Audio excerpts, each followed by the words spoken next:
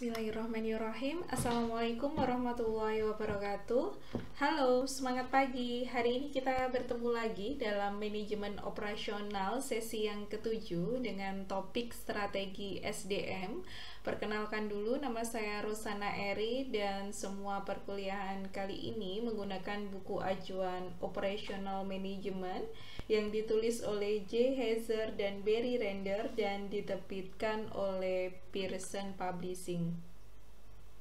Oke, kita mulai dari slide awal. Seperti biasa akan saya mulai dengan kata tanya why, mengapa sih strategi SDM atau SDM ini menjadi sesuatu hal yang penting untuk manajemen operasional. Jawabannya seperti ini. Jadi, SDM itu bisa dijadikan keunggulan kompetitif bagi sebuah perusahaan. Tapi masalahnya seringkali banyak kendala-kendala yang dihadapi dalam manajemen sumber daya manusia yang berkaitan dengan manajemen operasional tentunya, sehingga dibutuhkan strategi SDM supaya ini bisa menjadi keunggulan kompetitif seperti yang diharapkan oleh perusahaan. Dan di slide kali ini kita akan belajar tentang kendala-kendala yang ada dalam strategi SDM. Yang pertama adalah bauran produk ditentukan secara musiman. Yang kedua, teknologi, perlengkapan, dan proses memiliki implikasi bagi keselamatan dan isi pekerjaan. Ketiga, keputusan lokasi memiliki pengaruh pada lingkungan sekitar di tempat karyawan bekerja. Dan yang terakhir, tata ruang keputusan mempengaruhi isi pekerjaan. Kita mulai satu persatu membahasnya dari nomor 1 terlebih dahulu. Nomor 1 adalah bauran produk ditentukan secara musiman. Jadi gini, kadang ada beberapa perusahaan dan ini nggak cuma beberapa sih, tapi kebanyakan perusahaan bauran produknya itu ditentukan secara musiman.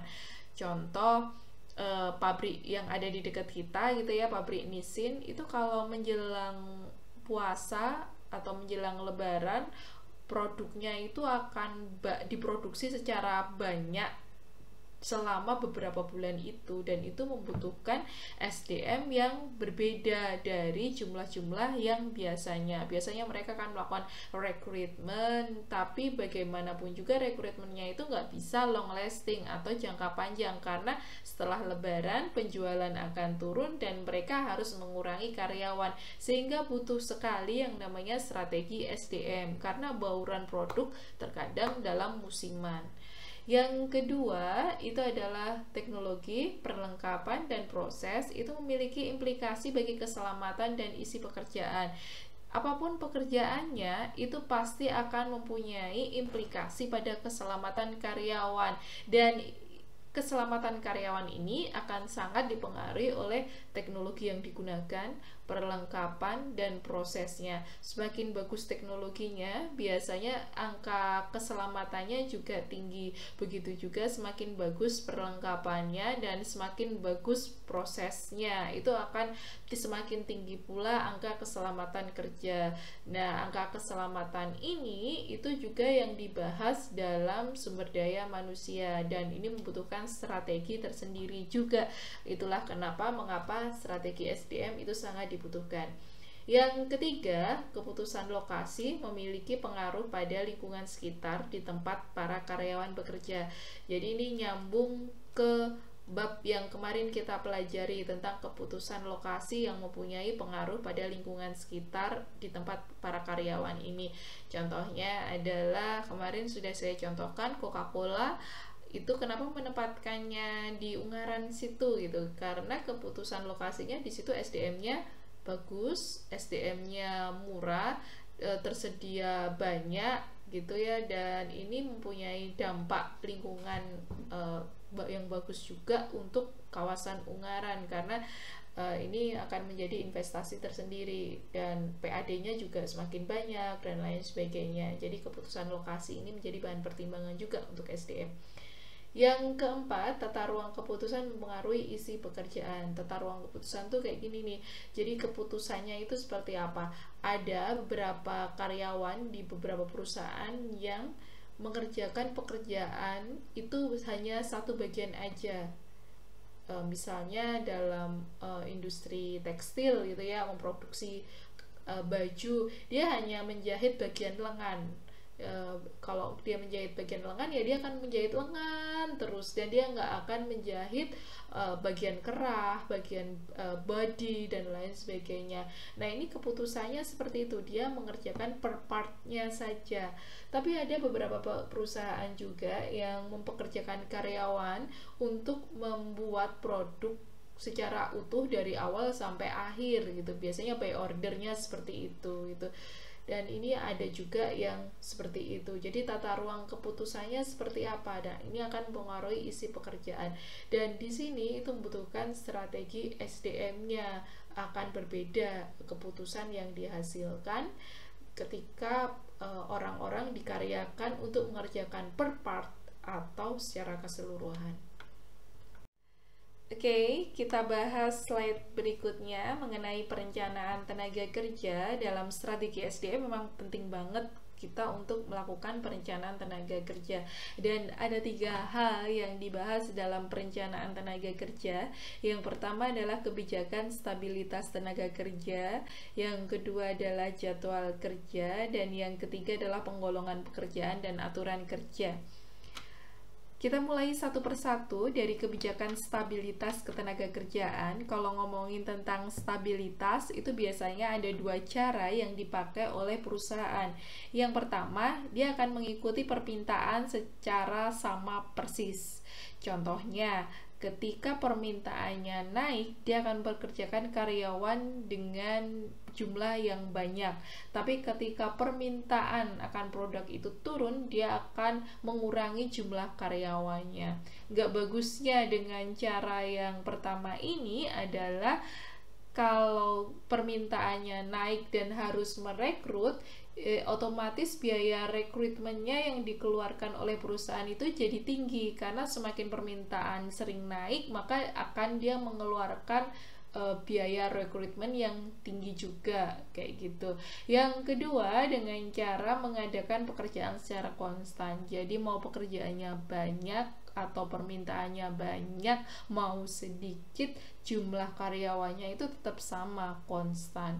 Gak bagusnya dengan cara ini adalah perusahaan akan menanggung biaya pengangguran ketika jumlah permintaannya sedikit, karena dia harus tetap menggaji karyawan padahal pekerjaannya sedikit. Dan ini setiap perusahaan biasanya akan mempunyai cara yang berbeda tergantung pada kondisi perusahaan, pekerjaannya, dan lain sebagainya. Yang kedua itu adalah jadwal kerja atau scheduling. Kayaknya kita akan bahas di pertemuan entah ke-8, 9, 10, ini satu bab sendiri tentang scheduling insya Allah. Jadi saya nggak akan bahas banyak tentang jadwal kerja ini. Dan yang ketiga itu penggolongan pekerjaan dan aturan kerja. Jadi dalam perencanaan tenaga kerja ini kita perlu yang namanya membuat penggolongan ya, pekerjaan ini dimasukkan kemana gitu, dan apa saja yang dibutuhkan oleh perusahaan kayak gitu, dan aturan-aturannya untuk setiap golongan pekerjaan.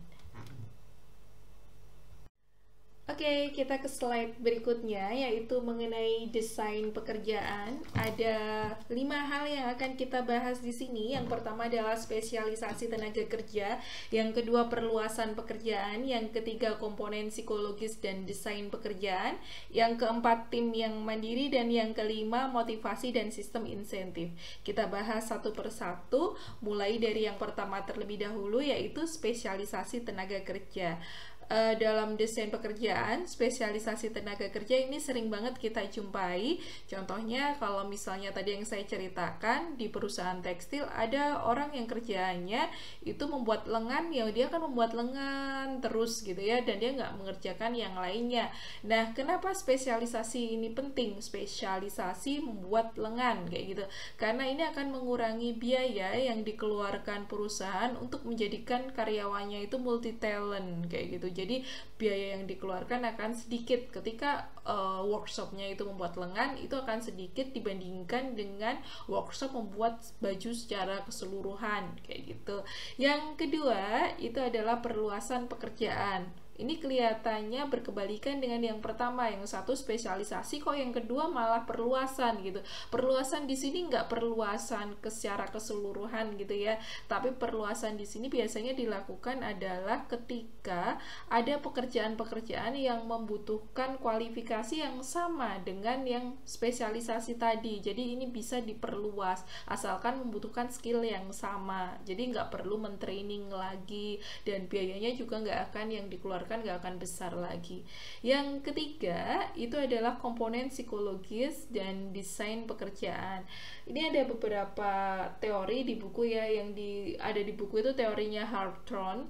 Jadi ternyata lampu yang digunakan atau pencahayaan yang digunakan dalam sebuah pekerjaan itu ternyata berpengaruh pada kondisi psikologis karyawannya kayak gitu.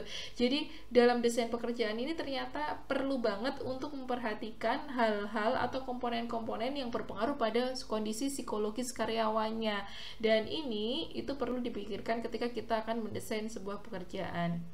Yang keempat, kita akan membicarakan tentang tim yang mandiri. Ini biasa banget dilakukan juga untuk bagi perusahaan-perusahaan. Mereka akan memecah karyawan-karyawannya dalam beberapa tim kecil-kecil yang sebenarnya itu menuju satu goal besar yang bersama-sama juga.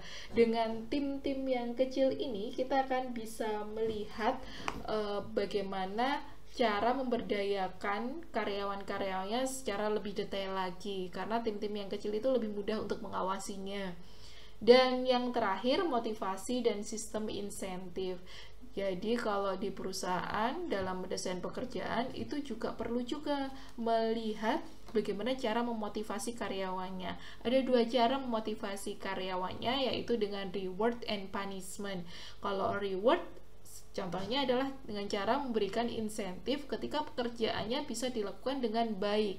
Tapi kalau dengan punishment, contohnya yang memotivasinya kayak gini, jadi akan potong gaji ketika karyawannya melakukan kesalahan. Otomatis karyawan akan termotivasi untuk nggak melakukan kesalahan. Jadi dengan cara memberikan hukuman atau punishment gitu. Yang satu dengan kasih insentif, yang satu dikasih hukuman, dan dua-duanya itu akan memotivasi.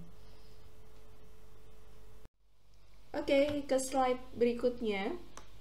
Kita akan bersama-sama belajar mengenai ergonomik dan lingkungan kerja. Ergonomik itu apa sih? Ergonomik itu adalah pembelajaran tatap muka seseorang dengan mesin dan lingkungannya. Jadi ketika kita mau menyusun manajemen SDM, penting banget untuk memikirkan mengenai ergonomik dan lingkungan kerja. Karena mau tidak mau, seorang karyawan atau orang yang ada di perusahaan itu pasti akan belajar bersama mesin dan juga lingkungan kerjanya. Ada 3 hal yang menjadi masalah utama dalam lingkungan kerja. Yang pertama adalah operator mesin ke input, yang kedua umpan balik ke operator, dan yang ketiga adalah lingkungan kerja. Mari kita bahas satu persatu. Yang pertama adalah operator input ke mesin. Ini mengenai bagaimana tombol, terus pedal, tuas, dan lain sebagainya. Pembelajaran mengenai hal-hal ini untuk memasukkan input kepada mesin, memberikan sinyal kepada mesin bagaimana si mesin harus mengerjakan. Ini penting banget untuk dibahas atau dipikirkan ketika kita menyusun strategi SDM. Kedua, itu umpan balik ke operator. Jadi operator memberikan tanda seperti apa atau menerima tanda seperti apa dari mesin. Contohnya ketika lampu menyala, artinya apa? Lampu warna merah, kuning, dan lain sebagainya, itu pertanda apa? Ini merupakan umpan balik dari mesin ke operatornya. Dan yang ketiga, kita perlu banget membahas tentang lingkungan kerja. Jadi lingkungan kerja ini bisa berpengaruh pada kinerja, keselamatan, dan kualitas hidup pekerjaan seorang karyawan yang ada di perusahaan tersebut. Contohnya tingkat kebisingan, terus kemudian pencahayaan, dan lain sebagainya. Nah, ini hal-hal seperti ini akan mempengaruhi lingkungan kerja dan berpengaruh pada kinerja seseorang. Oke, kita masuk ke slide berikutnya. Ini penting banget juga ketika kita mau menyusun strategi SDM, yaitu memikirkan tentang visual tempat kerja dan standar tenaga kerja. Kita pelajari satu persatu. Yang pertama dari visual tempat kerja. Visual tentu saja akan melihat penampakan atau penglihatan tempat kerjanya seperti apa. Ini apa sih? Bahas tentang apa? Ya, ini membahas tentang perangkat visual yang berbiaya rendah untuk membagikan informasi secara cepat dan akurat serta menghilangkan aktivitas yang tidak memiliki nilai tambah. Jadi kalau menyusun tempat kerja itu dipastikan dia bisa lebih bagus untuk proses pembagian informasi secara cepat dan akurat. Misalnya ruangan direktur itu sebelah mananya ruangan manajer A, sebelah mananya ruangan manajer B, dan sebagainya gitu ya, supaya arus informasinya bisa cepat dan akurat. Dan juga ini harus bisa menghilangkan aktivitas-aktivitas yang tidak memiliki nilai tambah. Jadi lebih efektif dan efisien. Hal-hal atau aktivitas yang tidak memiliki nilai tambah, borosan waktu dan lain sebagainya bisa diminimalisir. Yang kedua itu mengenai standar tenaga kerja. Standar tenaga kerja itu adalah jumlah waktu yang diperlukan untuk melaksanakan pekerjaan atau bagian dari perusahaan, dan mereka itu ada baik formal maupun informal untuk seluruh pekerjaan. Jadi ini ngomongin tentang waktu yang diperlukan untuk melaksanakan pekerjaan ini. Ini juga nyambung ke time schedule atau scheduling yang akan kita bahas di bab selanjutnya. Oke, sampailah kita pada akhir slide manajemen operasional yang ketujuh.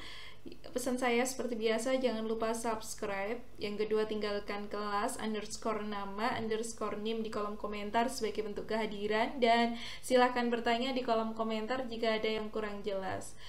Demikian, maaf bila banyak salah-salah saya. Wassalamualaikum warahmatullahi wabarakatuh.